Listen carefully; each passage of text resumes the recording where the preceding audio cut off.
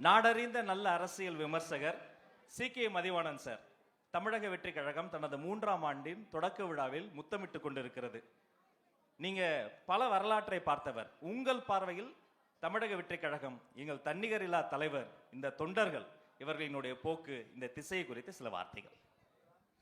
முதல்ல இந்த 3வது ஆண்டு விழாவில் நுழைந்திருக்கிற தமிழக வெற்றி கழகத்திற்கு என்னுடைய அன்பான வாழ்த்துக்களை தெரிவித்துக் கொள்கிறேன். இந்த நிகழ்வுக்கு என்னை அழைத்த பொதுச் செயலாளர் ஆனந்த் அவர்களுக்கும் துணை பொதுச் செயலாளர் ராஜ்மோகன் அவர்களுக்கும் நன்றியை தெரிவித்துக் கொள்கிறேன்.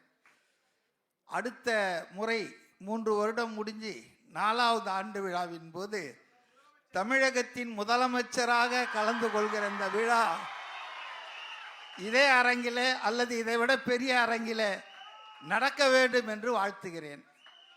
இன்றைக்கு தமிழ்நாட்டில் பார்த்தீங்கன்னா, இந்தியாவில் 2 கட்சிகள் தான் நூற்றாண்டுக்கு மேலே இன்றைக்கும் களத்தில் இருக்கின்றன. ஒன்று காங்கிரஸ் கட்சி, இன்னொன்று கம்யூனிஸ்ட் கட்சி. நம்முடையன்னா நீங்கள் நம்ம மெம்பரை சேரல, ஆனால் மானசீகமான ஆதரவாளர் ஃப்ரம் டே 1 முதல் நாளிலிருந்து நான் ஆதரிக்கிறேன். ஏன்னா இது ஒரு வித்தியாசமான கட்சியாக இருக்கிறது, வேறுபட்ட ஒரு கட்சியாக இருக்கிறது. 2 கட்சிகளை பார்த்து அலுத்து சலித்து வெறுத்து போன என்னை போன்ற ஒரு 30% தமிழர்களுக்கு ஒரு நல்ல வாய்ப்பாக இந்த கட்சி அமைந்திருக்கிறது என்பதுதான். நான் பல நேர்காணலில் பேசி நீங்கள் கேட்டிருப்பீங்க, 51 வயசில் இவ்வளவு நிதானம் ஆகவே ஆகாது.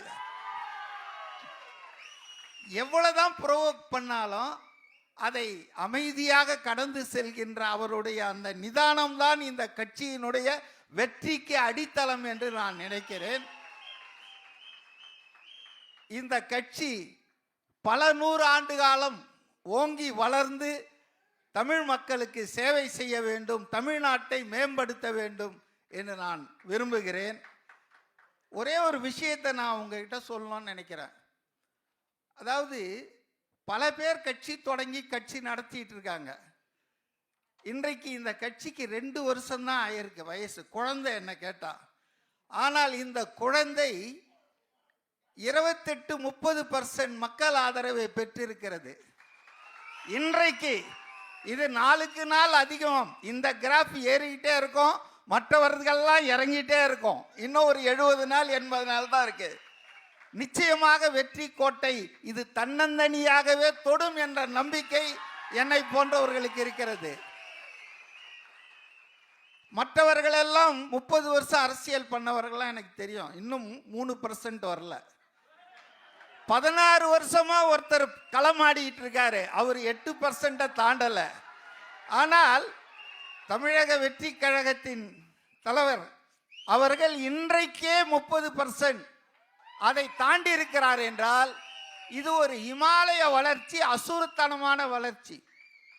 நேற்று கேரளாவில், எனக்கு கேரளா கனெக்ஷன் உண்டுங்க, ஏன்னா என் மனைவி கேரளாவை சார்ந்தவர், ஆலப்புழை. மாதத்துக்கு ஒரு வாட்டி நாங்கள் போயிருப்பேன். ஸோ கேரளா பாலிடிக்ஸ் எனக்கு அத்துப்படி. அங்கே ஒருத்தரை 1,28,000 பேர் அவங்க கிட்ட சாம்பிள் எடுத்து அந்த நிறுவனம் தமிழ்நாடு எலெக்ஷனை பற்றி ஒரு போல் போட்டிருக்காங்க.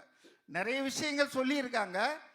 அதில் ரொம்ப முக்கியமான விஷயம் என்னன்னா, திமுகவுக்கும் தமிழக வெற்றி கழகத்துக்கும் தான் போட்டி கடுமையாக இருக்கிறது என்ற விஷயத்தை அவர்கள் சொல்லியிருக்கிறார்கள். தமிழ்நாட்டு ஊடகம் சொன்னால் நான் நம்ப மாட்டேன், ஈவன் இந்தியா டுடேவே சொன்னாலும் நம்ப மாட்டேன். எல்லாம் பயாஸ்டு, ஒரு நடுநிலை கிடையாது.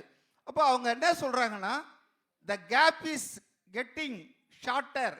1% 1.5% தான் இருக்கு திமுகவுக்கும் தாவேகாவுக்கும்.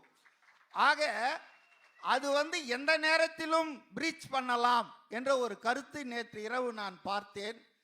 அதே போல நீங்கள் விரும்பும் சீஃப் மினிஸ்டர் என்ற இடத்துல ரொம்ப ஷார்ட்ல 2 பேர் இருக்காங்க, ஸ்டாலினும் திரு விஜய் அவர்களும்.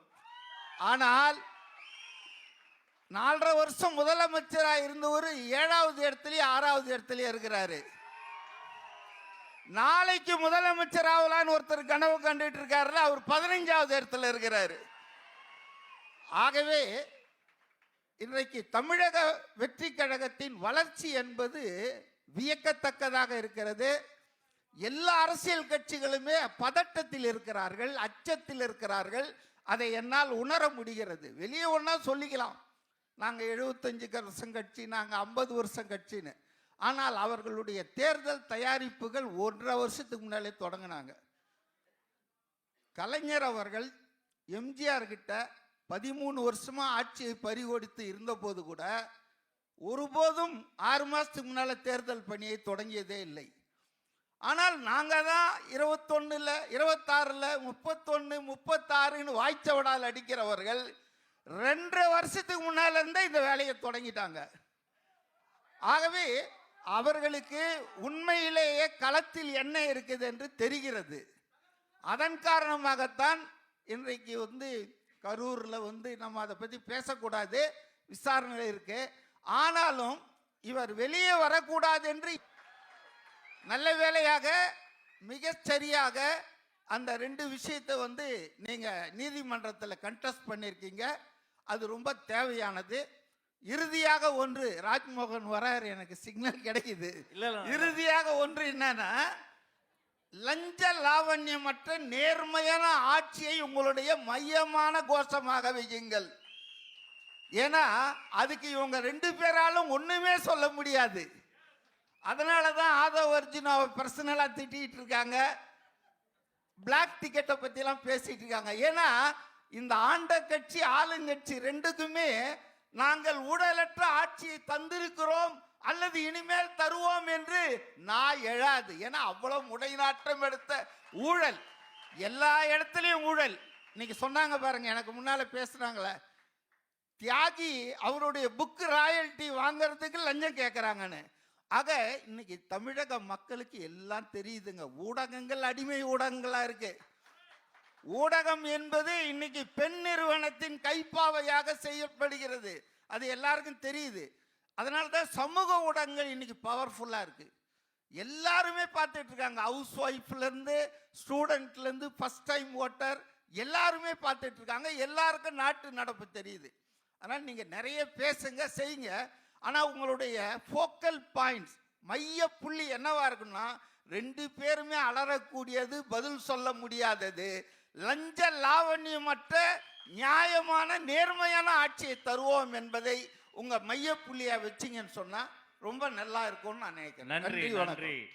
ஒரு நல்ல